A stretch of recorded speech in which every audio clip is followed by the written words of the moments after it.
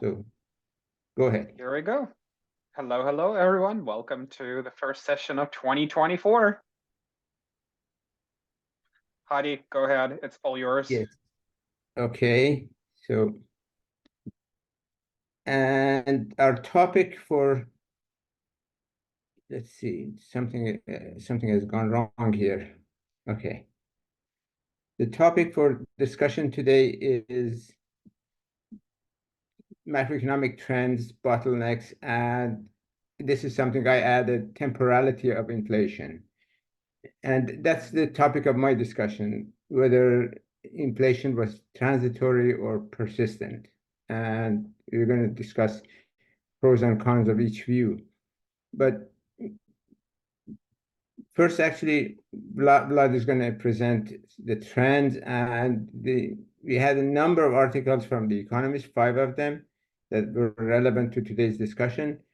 There was also tons of articles in Wall Street Journal that are relevant to this discussion. So I'm providing the links here in case when we post these slides, then you can actually click on these and take a look at those articles if you're interested. So, okay, with that, let me pass on the podium to Vlad to start discussing the trends. And I'm going to stop sharing. All right. Thanks very much, Hadi. Let me start sharing my screen. All right. And I probably want to switch those two, though. I'm trying to figure. Oh, I can basically just share the other screen, I guess. Let me unshare that. And let me reshare again. All right. And so, so what I'll do is that I'll talk a little bit more about, oh, this doesn't seem to be responding. Okay, about the macroeconomic indicators update. So, and the macroeconomic indicators update are looking pretty good, right? Sort of, most of the data from December 2023 came out, including both unemployment and inflation. If you look at the unemployment rate is just about the same as it was last month and had been extremely stable. Overall employment, of course, in order to maintain the same rate, had to rise a bit. And so it did rise by about 200,000 jobs because the population has increased over that time period as well. So that's why it's still remaining constant. The labor force participation rate, it's been going up and down a little bit, but there have been no significant changes.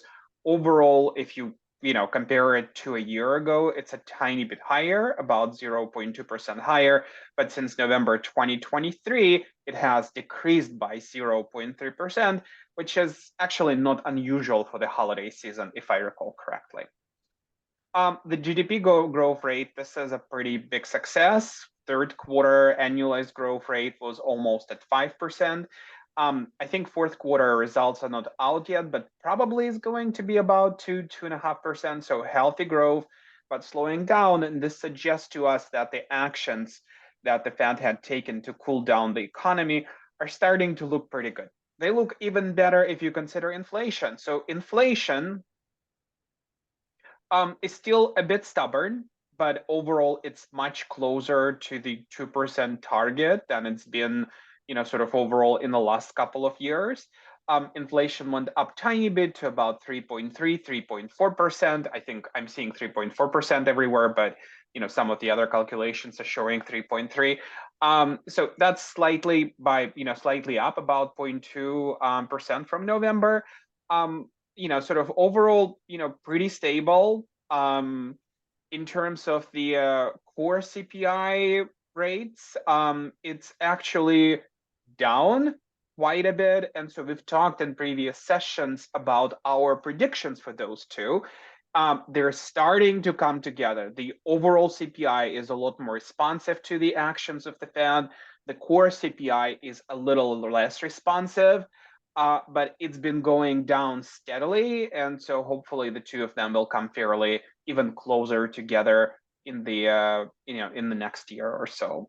So what that means for the federal funds rate policy. So the Fed obviously didn't change it in its December 2023 meeting.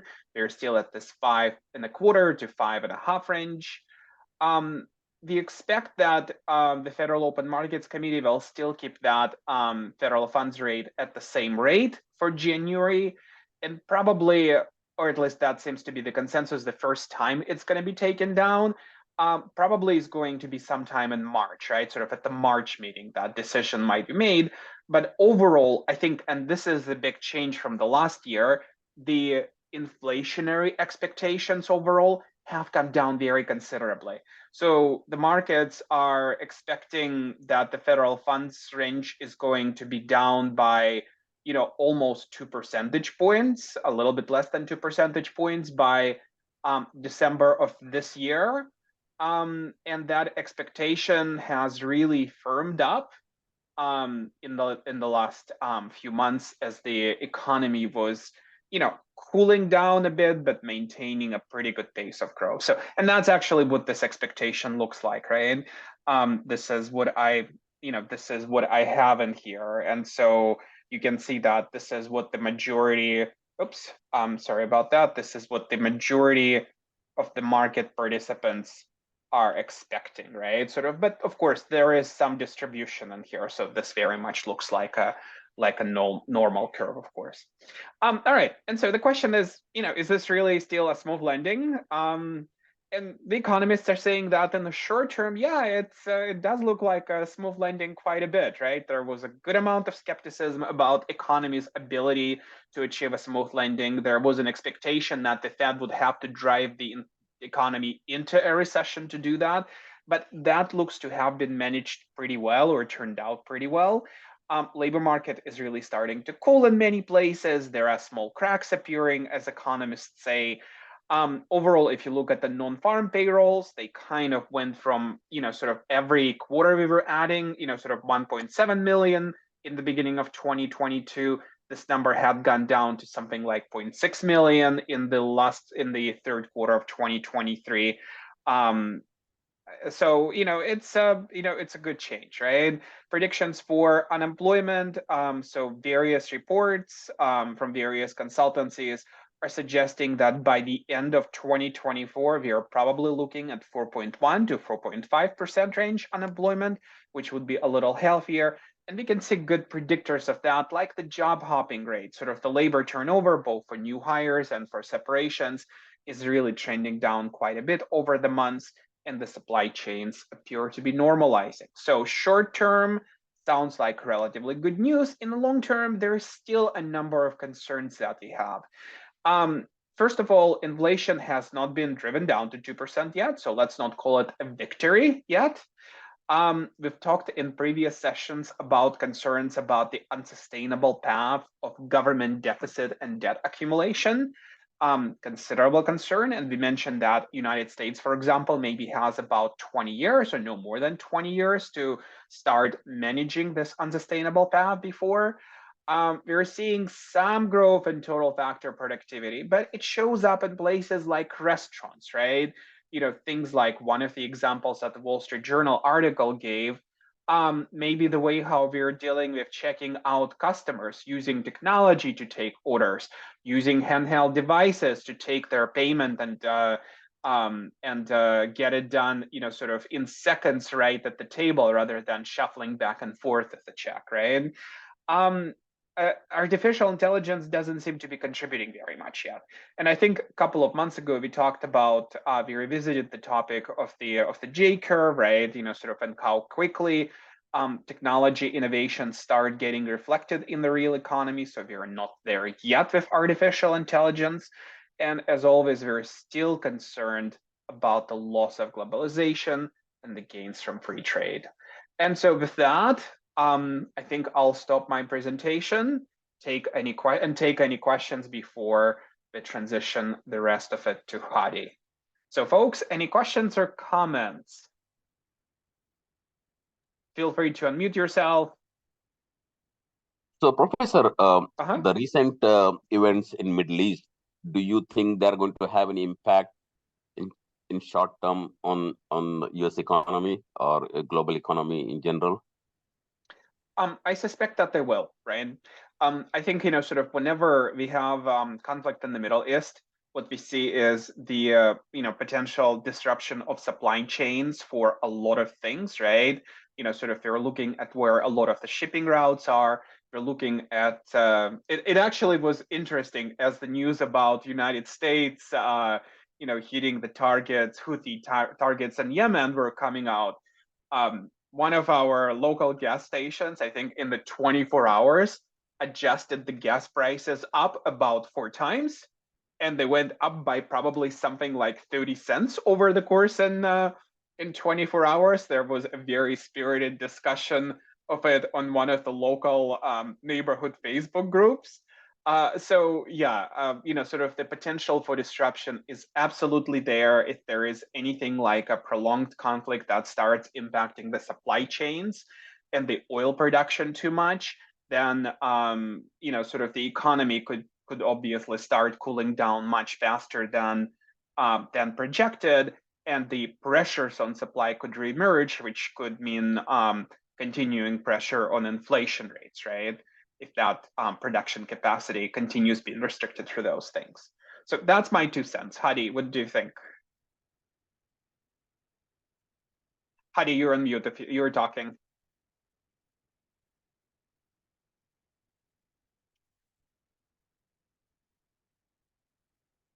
Hadi, I think you're still on mute.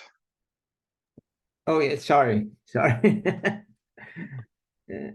What's your sense about the potential of the events? That's in part the of Middle my East? presentation, so let me discuss it when I'm doing the presentation. Okay. Okay, great. So, all right, let me then share my screen and start my discussion.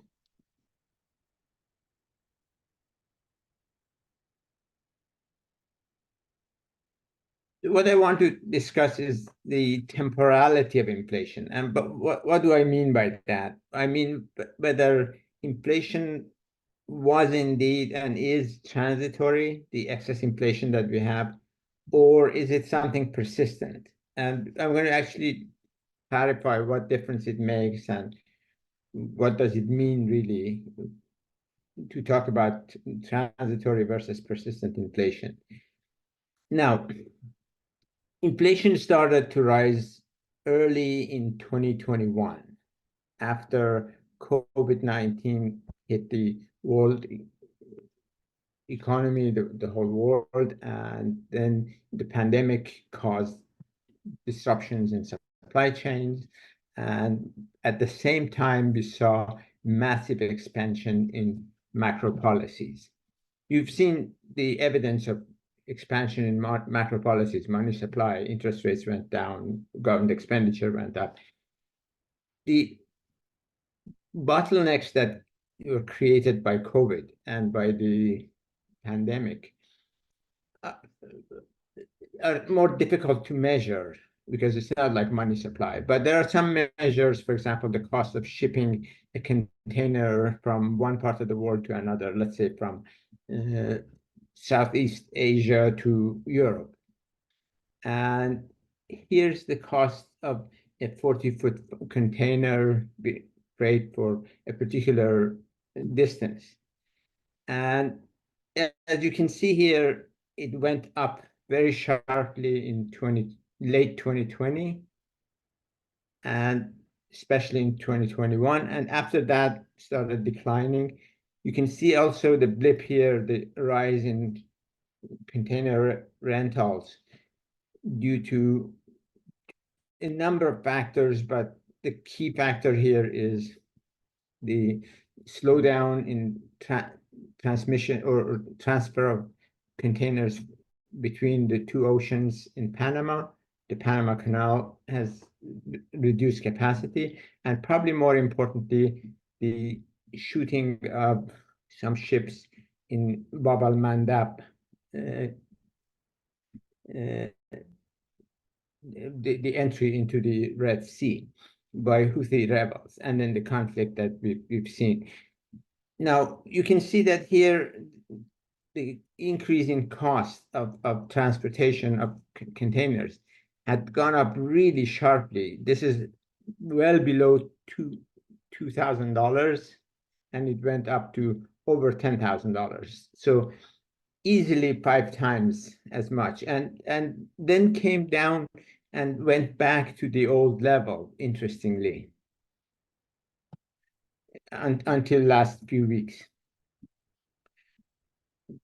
But there were also other problems with supply chains, just not container freight costs. It was also shortage of items because some factories shut down and then some intermediate goods were not produced, or some final goods were not produced, and as a result, shortages were emerging in around the world, and we've seen it in the US quite a bit at the time.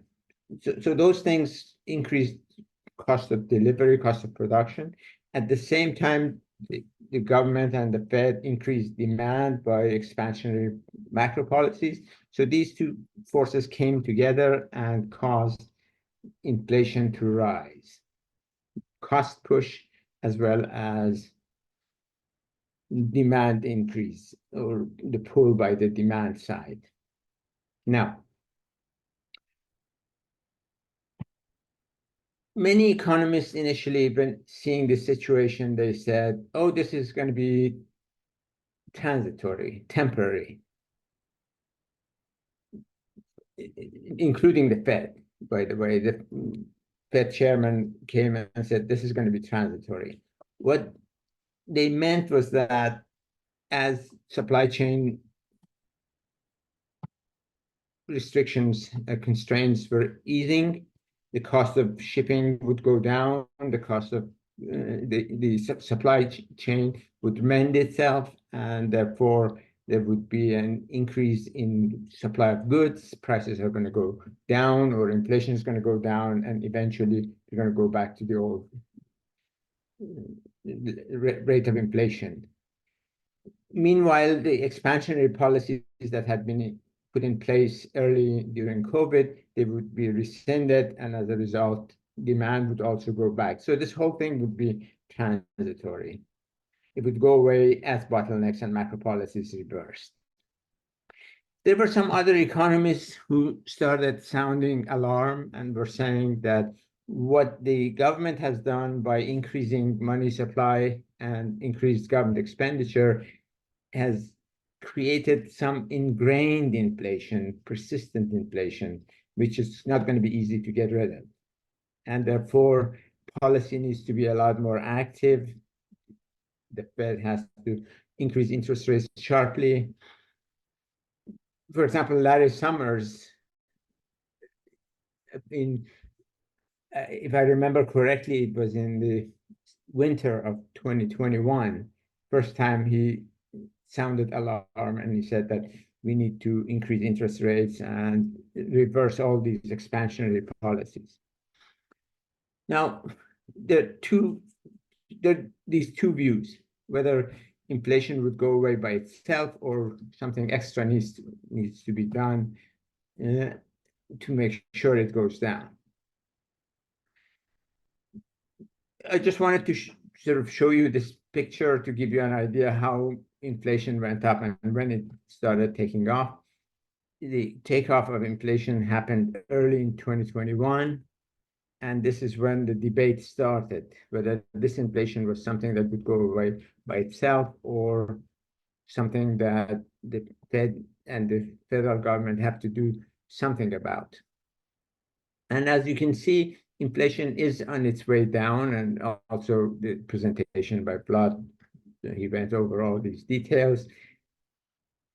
We are not sure that we've actually won the fight against inflation yet, but the direction looks promising.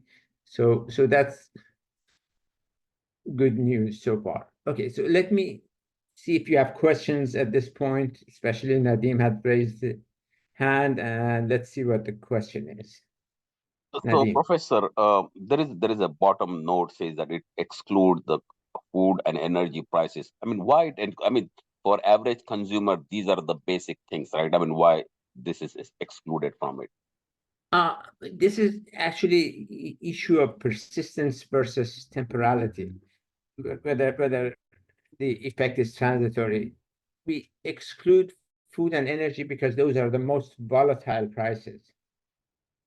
And if for example, gas prices go up and inflation goes up, but if we know that this is not going to last very long, what we really want to know is what impact this has had and what on other forces have had on the prices of products that are not volatile. Because if that measure goes up, core inflation goes up, it means that it's going to be a lot harder to bring it down. Inflation of food and energy is easier to bring down because the moment you change the supply, the price is going to respond. But with respect to core inflation, that's services, if inflation goes up in that part of the economy, it becomes very difficult to control it. And that's why the Fed has, and economists generally, are using these two measures together to get a sense of what to expect in the future, what sort of inflation we're dealing with. Is it persistent? Is it temporary? Thank All you, right. Professor. Yep, thank you.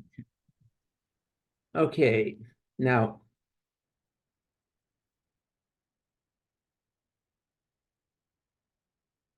let's see. There was also some questions in the.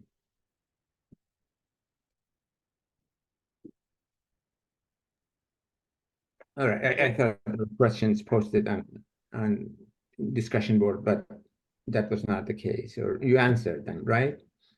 At Right. least, sort of it's hard to answer questions about recession prediction, right? Right. Okay, so let me continue then.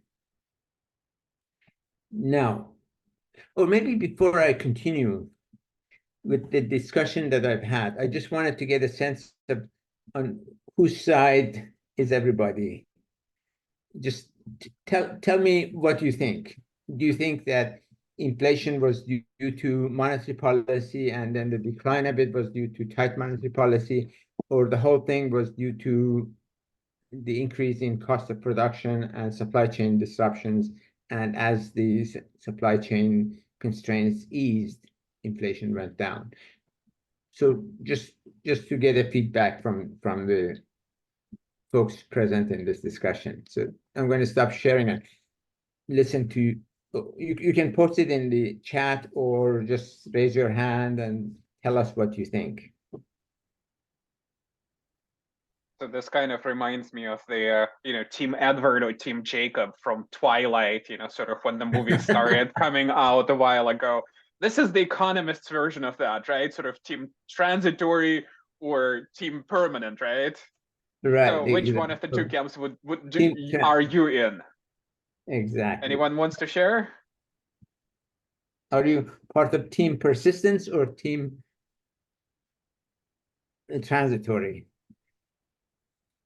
Diana, for example, says monetary policy was the whole thing, or the main driver. Feel free to unmute yourself and come live. We are curious to hear what you think. Excuse me, can you hear me? Yep, absolutely. Yeah, hi, Professor Hardin, Professor. This is Phil, and Han too. And I'm definitely team temporary. I think just because of the geopolitics, like the wars happening in the world, and I think if we end up in half a year, and I believe the inflation will just drop down. So I'm in team temporary. All right. So okay. Yeah.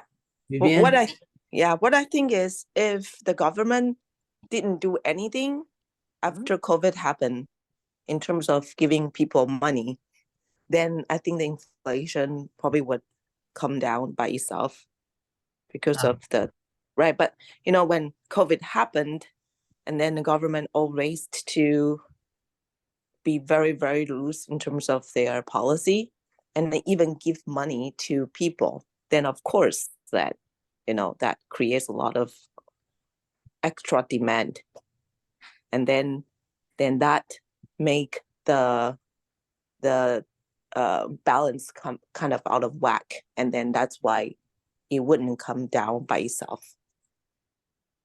Okay, very good points Very good points, all of you, and thank you for participating. And Anybody else? Sudha is mentioning in the in the chat that sort of supplier chain destruction has been fixed more or less, and so that's not really impacting inflation that much. So I think that sounds like Tim transitory inflation. Okay, very good. So let me then continue my presentation. So, and we'll see what economists think. So inflation accelerated, as I said, in 2021 and started going down late 2022. In late 2021, finally, Jerome Powell started saying that we should forget about the term transitory. Inflation has gained some persistence, because by then he was sensing that the supply constraints are easing, but inflation was continuing to rise. So at the time, it looked like Team Persistent had won the discussion and had defeated Team Transitory. Inflation didn't look transitory, especially Larry Summers was interviewing left and right and saying that I knew it, I told you so. And we should have actually tightened monetary policy much earlier, which may be true, but we need to assess this idea. Should the Fed have acted much more aggressively earlier, or should the Fed have continued its easy policy? Because if costs go down and prices go down again, without the Fed tightening monetary policy, that could have been actually just fine, and interest rates could have stayed low, and the economy might have grown even faster. Okay, so in March of 2022, the Fed finally adopted a very strongly contractionary monetary policy, and with the purpose of fighting in persistent inflation.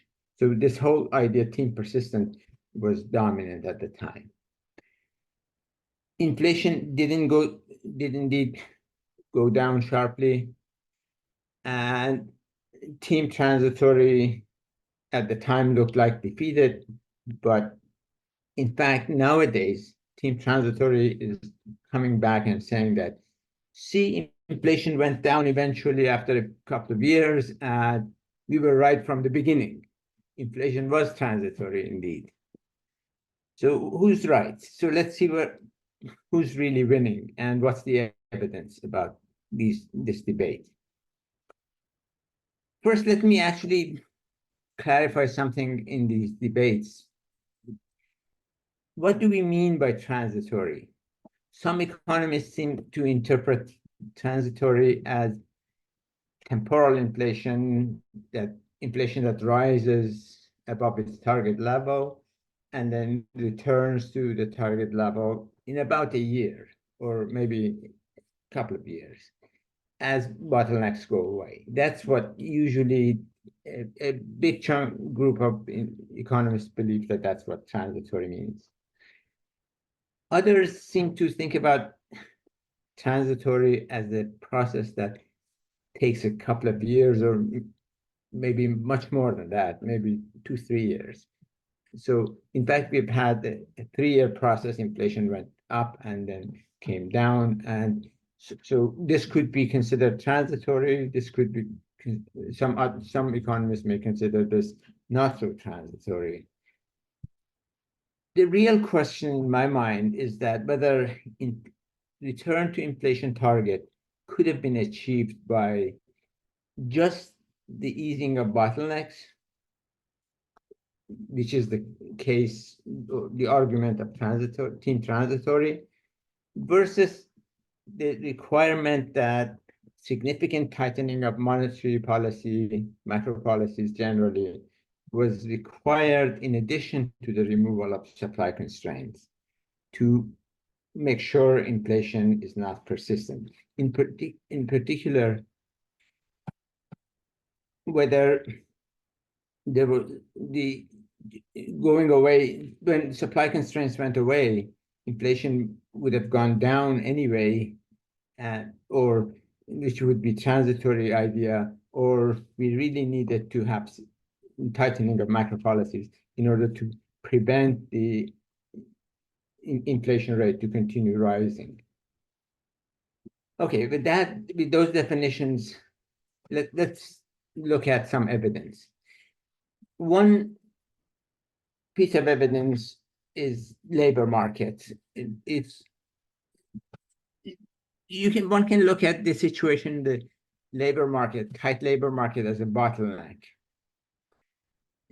And if labor shortage were a key cause of inflation, which still seems to be the case, because we have much more than one vacancy per unemployed person. So that looks like a tight labor market. We should have seen major increase in unemployment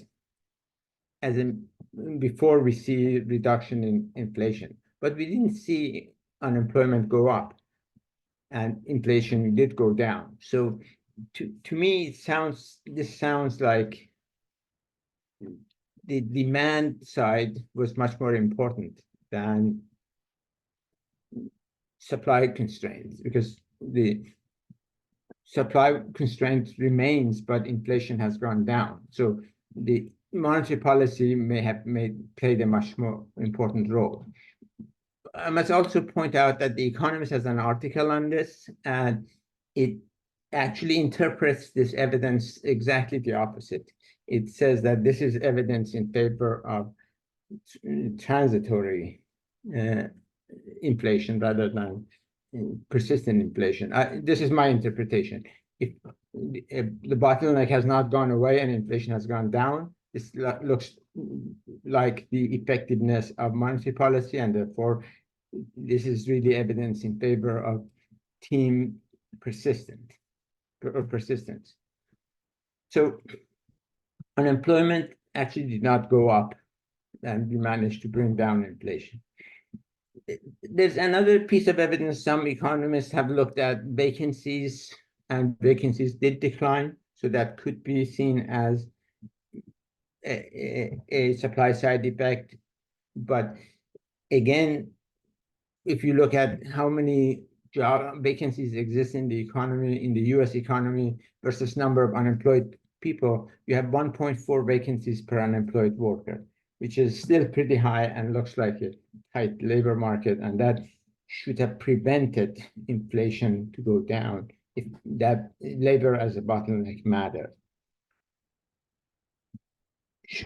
Because shortage of labor is still felt across the economy, and even though it has declined noticeably. So I conclude from these observations that control of demand seems to have mattered, which is evidence in favor of team persistence.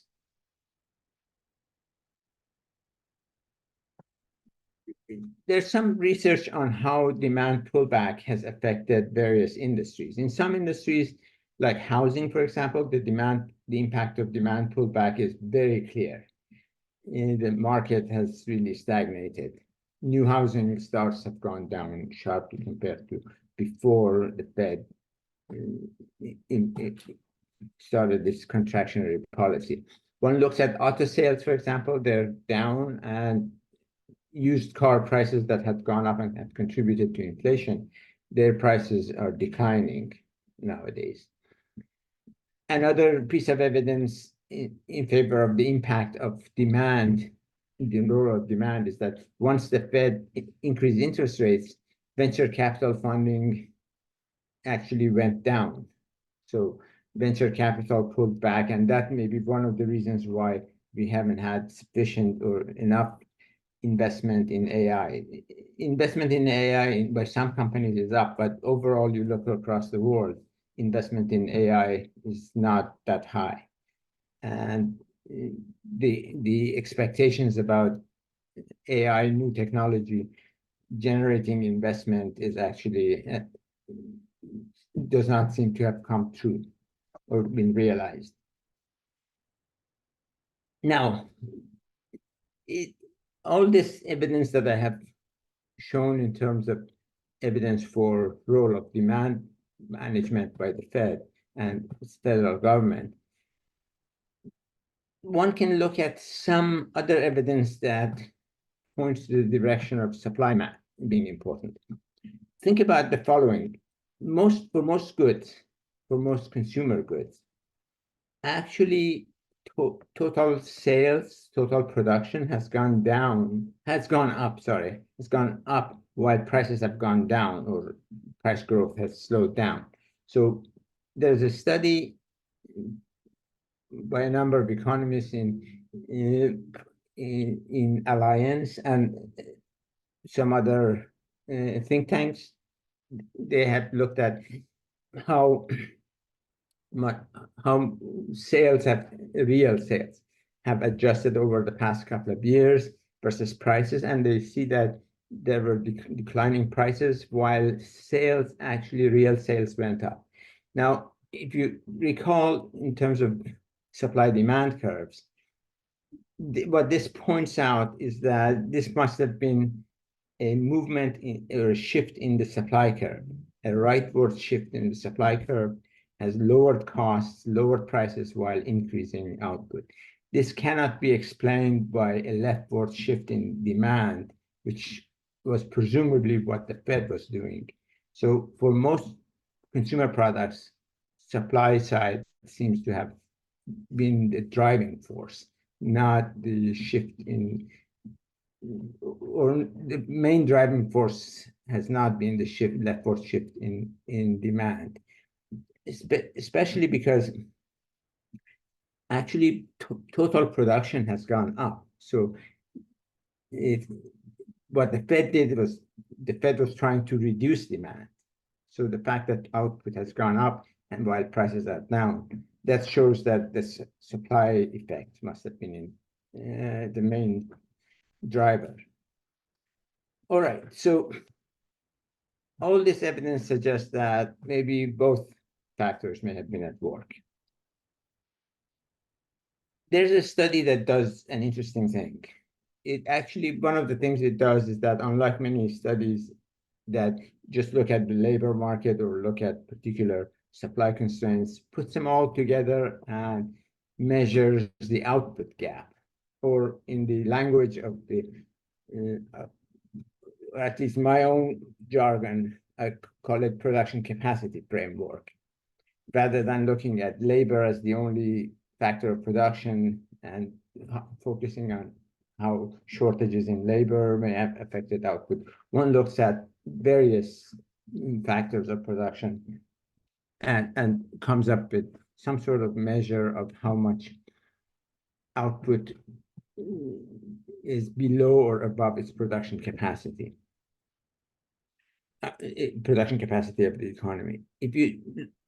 This study uses that approach and comes up with a measure that suggests that demand control and supply expansion have both been contributing, and actually assign some numbers to these.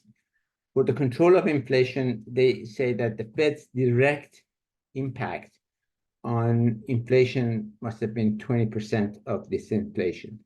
The total amount of drop in inflation rate, 20% of it can be directly attributed to the Fed policy. But the Fed has had also some indirect impact by managing expectations. Expectations, actually, the role of expectations account for about 25% of the decline in inflation. Now we have 55% left to explain, and that, according to this study, comes from the recovery of supply chains. So about half and half, demand versus supply. So team persistence is right, and team transitory is probably right. About each one gets half of the score, or So it's a draw, right? Now, but when you think about how the Fed should have responded to the inflation outbreak, if the Fed had continued to believe that inflation was transitory and had kept interest rates low, close to zero, as they were a couple of years ago, the outcome would have been really disastrous, I think.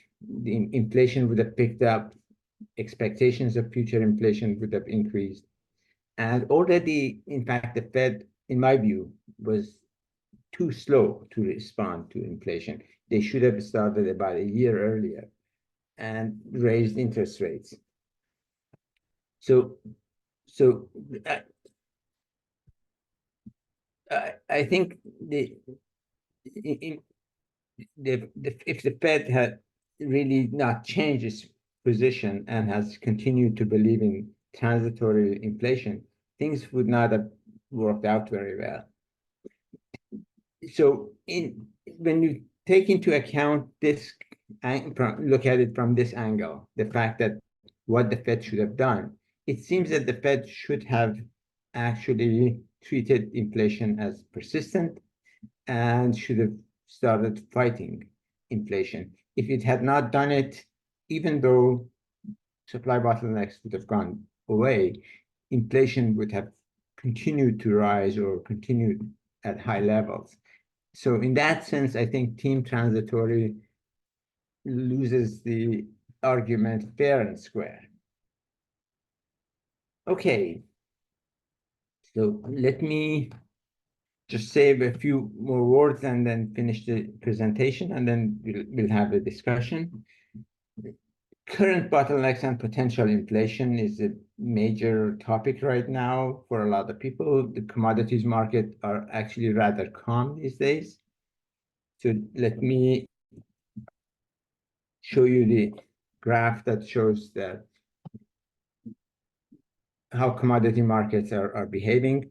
Commodity prices dropped in 2020 after COVID because demand suddenly went down at the time, but then commodity prices started rising and they really went very high. The index went up by 60% in between early 2021 and mid 2022. So this was a major rise here. And since then, since the Fed has been tightening the monetary policy, we've seen a downward trend in the commodity price index. And right now, it seems that generally commodity prices are stable. There's no major volatility like we experienced in 2022. But this is probably, this might change if there are some major events in the world economy. Fortunately, macro policies at this point are not expansionary, and that helps probably keep inflation down. There's also, so far, very little impact from reduced traffic in Panama Canal and Red Sea conflict. But these things could actually change quickly, especially the Red Sea situation and the Middle East conflict could spill into world economy more generally and suddenly drive commodity prices up, supply chains disrupted again, and we might see inflation rise again. All right, so these are just a summary of what I thought the points that might be interesting to think about, and I'm looking forward to your questions and comments. So, Professor, what is causing affecting traffic through Panama Canal? What's happening there? Oh, the problem there is that water levels in the canal have gone down, and they don't have enough water to help ships, because you know the level of the Atlantic Ocean and the levels on the two sides of Panama Canal are not the same, right? because of the movement, the spinning of the Earth. One side of Panama Canal is several meters higher than the other side. And as a result of that, when a ship wants to go through the Panama Canal, it goes into a lock, which is a place where it's insulated from the two oceans. Then that lock is filled with water, so the ship comes up, reaches the equal level of the other side, and then passes through. And when in the opposite direction, ships go into the lock, the water is drained, so it goes down and becomes level with the other side, and then the ship goes out. So that requires a lot of water, and apparently Panama is short of that kind of water to fill in these locks. And so I think that's a reduction of what, roughly 40-50% in terms of the capacity, or in terms of what it used to be before. And that's significant, right? I mean, there's probably less than 100 ships that go through Panama Canal every day, but these are huge ships, right? Incredible capacity. And so if you cut that down by half, by 40% or something like that, that's quite a restriction. And I read somewhere that Panama's economy also depends a lot on Panama Canal for their income, basically, or revenues. So it may have impact on their economy as well, I guess. No question, right? Sort of the microeconomic impact there could be fairly significant. All right. Any comments or any other thoughts? So Hadi, sort of what's your prediction for the inflation? So the markets are expecting, the inflation to go down quite a bit, or rather the federal funds rate to go down quite a bit by the end of the year, right? By 1.75% or so. Where do you think it's going to end up, and how will we see inflation change over the next year? Let me actually separate out what I expect and from what I think is the right policy. I think the Fed should keep interest rates at the current level way into summer. And that will help inflation go down and reach closer to 2%. I don't think right now we're there. The recent evidence looking at inflation, continuing inflation, which has gone below 4%, that's nice. But it leveled off. Last couple of months, the inflation leveled off. And we really need to bring it down to 2%. So I think for the rest of, if I were making decisions at the Fed, I would actually recommend keeping interest rates as high as they are for the next 6 months to 9 months. And even then, it may not be sufficient. But I think it's going to get closer to 2% and maybe time to start easing in late 2024. What will happen might be slightly different. Fed seems to be going along with the market sentiment to some extent. And they may actually start acting a little bit earlier, or giving signals that they want to lower interest rates a little bit earlier. And that could slow down the decline of inflation. So do you think at this point, the markets feel, and the Fed itself feels like it has regained the credibility that it lost initially? It has regained some of it, but it's not 100% back. What they did to increase interest rates very quickly within a year by a substantial amount, that was good act. They did a good job. But the fact that they had started this late by almost a year, that doesn't look good. And if they start easing monetary policy right now, their credibility, I think, is going to weaken. So that's why my recommendation would be to keep interest rates high as they are. But what I expect is that the Fed is going to act a little bit earlier. And inflation is going to be, as a result, in the range of about 3% by the end of the year, rather than close to 2%. Mm-hmm.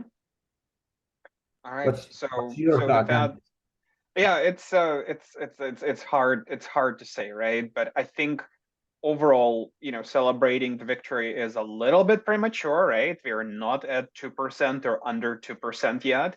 I think Fed's reputation has suffered considerably, and for a central bank, its reputation or its credibility is probably one of the most important things, just like it is for banks in general, right? Sort of you want the central banker to be, sort of boring. You want them to be responsive. You want them to sort of keep their inflation down persistently. And if it doesn't take place, then the process of that expectation setting starts to suffer quite a bit.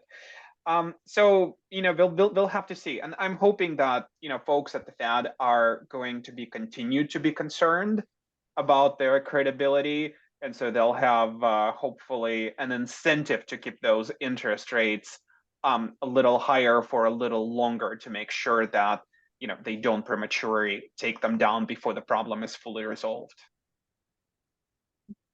Thank Professor, you. how politically independent Feds are actually? And we have election coming up, and what do you think? What role it will play in their upcoming, policies? The rate increase, increasing the rates or rate reductions. Vlad. Well, my sense is that it's a complex interplay of variables, right? So the Fed is, sort of fairly independent. This independence has been used for years, and actually been designing the reforms in other central banks, like the Bank of England, sort of which was redesigned from, essentially, reporting and being subject to, to the exchequer and towards being a much more independent agency. But it also would be silly to not admit that there is, sort of some political influence, right? And there were significant concerns about this, during the Trump administration, when the president had said a number of deeply uncomplimentary things about the Fed, right? I think the Biden administration had been a little more restrained, but it's going to be interesting to see how the election also plays out, because the election is going to be contentious. I think President Biden is blamed for inflation very consistently with the population, whether or not this is actually the accurate description of reality, right? But people are not necessarily blaming the Fed; they're blaming President Biden. And in those debates and in the excuses offered as to why inflation was so high, I think there is some potential for more political pressure to be put on the Fed, and it will take sort of a very principled Fed board leadership to respond to that appropriately, right? Or to not respond to that pressure, rather. Thank you. Any other comments or opinions?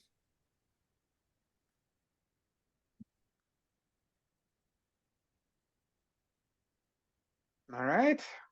Right. So for next month, we probably should also solicit some topics that might be of interest. We were thinking of presenting a discussion of women's labor force participation, because that has changed through time, and it's a fascinating subject. What factors are involved? How what's women's labor market experience? So And that's also the subject where you published quite a few articles, Hadi. Right. I've been particularly interested in that because my research was partly focused on the Middle East, and the Middle East has some of the lowest labor force participations by women in the world. Mm-hmm. And that's a puzzle to me. And interestingly, initially, a lot of people were saying that women are not educated, and that's why they don't participate. It turns out that actually the relationship between education and participation is very complex. And besides, a lot of women are now educated in the Middle East, and their participation rate is exactly what it was when they were not educated. So it hasn't changed all that much. All right. That's Yeah. that sounds really interesting. That's interesting. Sure. I'd love to hear more about that. And if Sure, you share a definitely. link, I can send it. I have a group of women that are in the MBA program. There's about Uh-huh. a Sure, couple sure. hundred women. I'd love to share the link with. Sure, I'll put together a list of publications that I think would be interesting to look at. And some of these, of course, are academic research and tons of statistical work, etc. But I'll try to find something that is essentially sort of summarizes the debate and the evidence. I think it sounds like a great topic. What is the date for the February meeting? I think so for the February meeting, let me Because we have check the presidents. calendar. Yeah, I'm not sure because of the President's Day. Yeah, that's right. That's right.